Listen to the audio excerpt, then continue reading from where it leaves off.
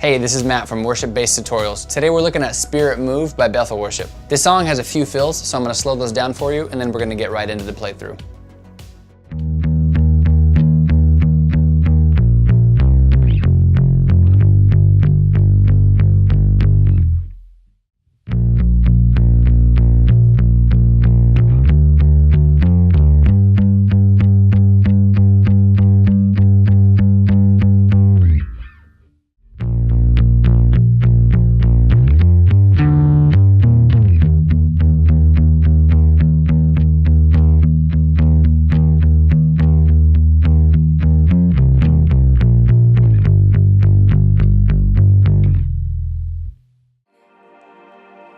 You said that you would pour your spirit out.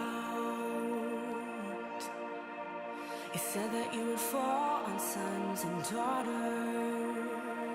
So come.